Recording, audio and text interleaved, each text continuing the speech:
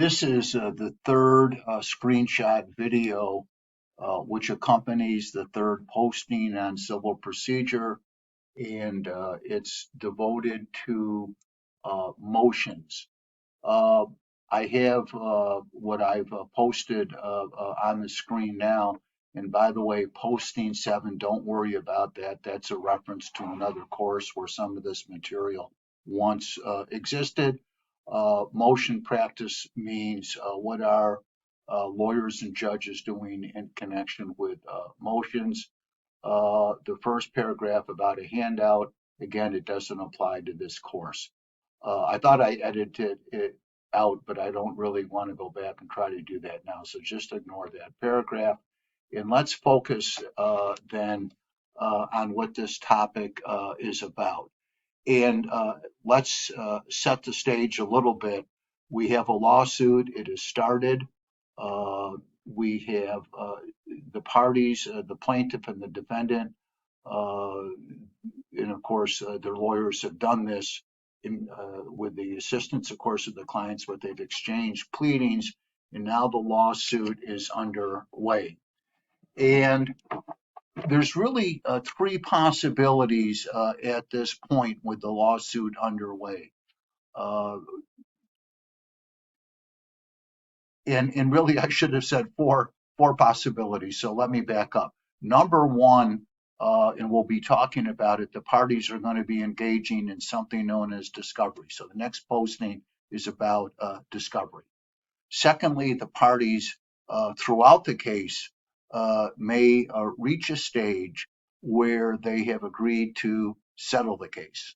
Oftentimes, a judge is going to become involved in that process. I just recently experienced this, and the judge, in a very good way, but also aggressively, spent a lot of time in talking to the lawyers uh, about what might be a good outcome, fair to everyone, so to speak, and eventually the case got settled. So we're going to see discovery. We're going to see the case possibly get settled.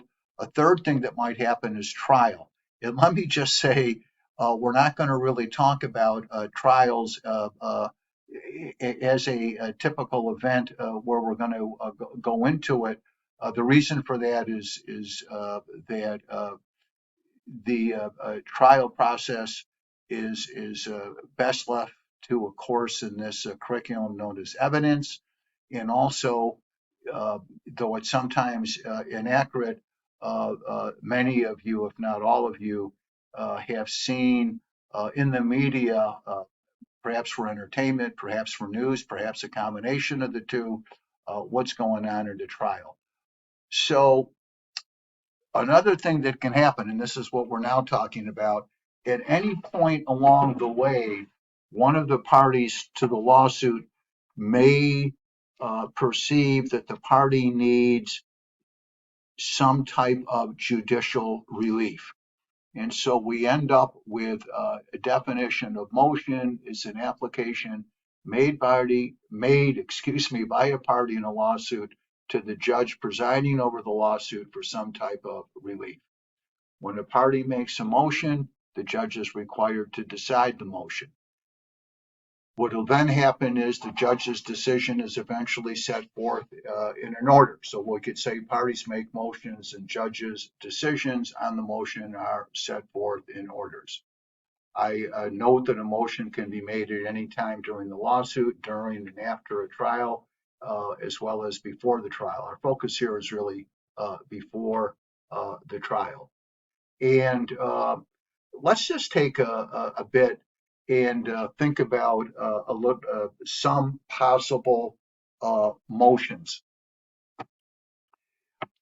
And I'm going to pick just three, and they're not in the handout as such. Uh, but if we go to this paragraph, what does the party hope to gain by a pretrial motion? And as I noted, it depends entirely on the context of the case. There could be a dispute between the parties concerning the proper scope of discovery. So that would be one type of situation. A second type of situation, if we're looking in a divorce case, it is typical to see pretrial motions for temporary spousal maintenance, and if there are children, childcare. We can have what I call a big deal motion. Sometimes the motion can be considered a dispositive motion. A defendant in a lawsuit might conclude that even if all of the allegations in the complaint are true, they don't sufficiently allege a legal theory of recovery. So we might see the defendant, rather than file an answer, making a motion to dismiss the complaint. Sometimes, after the parties have engaged in full discovery, more of which later, one of the parties might believe that there is no genuine question of fact that needs to be tried. In that case, the attorney for that party will make a dispositive motion for summary judgment. And if the motion to dismiss or the motion for summary judgment is granted, then there is no need for a trial. And that's why these motions that I just identified, dismissal motion or summary judgment motion, are referred to as dispositive motions, because they eliminate the need for trial. They dispose of the case. So, our motions could be for somewhat modest relief, maybe significant relief, but not relating to what the outcome of the trial might be. And sometimes a party may feel to be in a position to simply win the case, if I can use that term, without the need for a trial. So now there's, and again, don't worry, I say the material talks about what must be done to bring on a motion. That's beyond that, that's connected to another case. I'm sorry, another course. We don't have to be concerned about that in this course. But if it's before trial, the parties, and when I'm saying the parties, I'm obviously referring to their lawyers, make their motions and oppose motions made by the other party in what we call motion papers. It may be that the word papers is a little bit old fashioned, since so much of this stuff now is digital, but it's in writing, if not on paper, then in digital form. And the parties set forth, first, the party making the motion sets forth what the motion is about. That's in a document, and it's called the notice of motion. Then, in support of the notice of motion, there are sworn statement of facts, and those are affidavits. There may be exhibits to the affidavits, and the other party responds in kind with opposing affidavits. I'm going to just go down to the bottom for a second. In federal court, and I think it's our best practice in state court, even though not required, is whenever a party is filing a motion or opposing a motion, they need to, in federal court and in New York State court, should prepare a separate document, which is kind of like a brief, but it's a memorandum of law, either in support or opposition to the motion. And that's, to me, a very useful way to sort of view the motion at 30,000 feet, bring to the court's attention relevant legal rules, and set forth what we hope to be a crisp and clear set of arguments that the motion should be granted if we're representing the party making the motion, or that the motion should be denied if we're representing the party opposing the motion. Now, at some point, going back up the page, the motion, we call it in the law, is returnable before the judge on a certain date and at a certain time. And so now what's going to happen is that it's not at all like a trial. It's a very abbreviated court proceeding. The judge is on the bench. The lawyers are in front of the judge. The lawyers make oral argument regarding their positions or their party's positions on the motion. We always hope in that case that the judge has taken the time, or the judge's clerk has taken the time to read the motion papers, and the judge is up to speed on what's the dispute about as it's set forth in the motion. The judge then, and good judges will, ask very penetrating questions of the lawyers.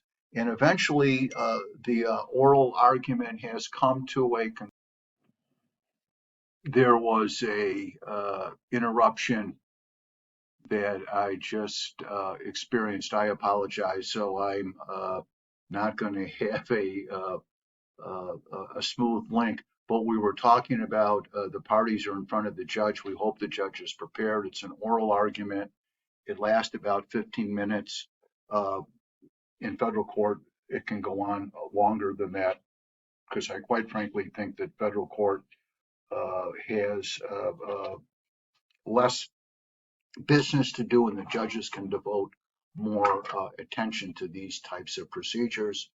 In any event, after the judge hears the lawyers argue on the motion, one of two things will happen. The judge will decide the motion at that time. We say decide the motion from the bench, or the judge will reserve decision on the motion. And what that means is the decision will later be transmitted to the attorneys for the parties. After the judge issues a decision on the motion, and that decision could grant or deny the motion, or grant it in part, deny the rest of it, the attorney for the prevailing party prepares a proposed order. The judge, after the other party agrees that it's accurate, the judge signs the document, and it is the order then that disposes of the motion. Another nice thing in federal court is the clerk's office does all that for you. And the last point I want to make about motions is sometimes there is what we could refer to almost as an emergency need for a party to get into court right away to make an application for relief. That the usual practice, which usually requires us to give the opposing party anywhere from 8 to 13 days notice, simply isn't going to be a soon enough time to get in front of a judge. When that is the case, instead of following the motion practice, the party who wants to get into court right away will do so under the procedural order to show cause alternative. The party presents an order to, it's a proposed order to show cause to the judge. The judge will sign the order. Sometimes in that order itself, the judge will issue some type of temporary relief. Again, don't worry about this reference to paragraph 6 on page 26. That was in conjunction with another course. This material fits those, so that's why I'm using it with these screenshot video overplays. The example I used where a party might be perceiving the need to get to court right away is it's a divorce case, child custody is at issue. We have a parent that the children are living with, and then we have a non-custodial parent, and the non-custodial parent learns that the parent is planning on moving out of state, and in which case that it would seem to me that the lawyer for that party would get into court right away, ask the judge in the order to show cause itself to issue a temporary restraining order, and after that order to show cause is signed, the judge then sets down what we call a return date, and the parties appear in front of the judge. And at that point, it's going to be the procedure is going to be like the motion practice. The judge hears the arguments, makes his or her decision, and so on. So that gives us at least an overview of one of these significant typical events in a civil lawsuit, and we could call that motion practice or motions. Thanks.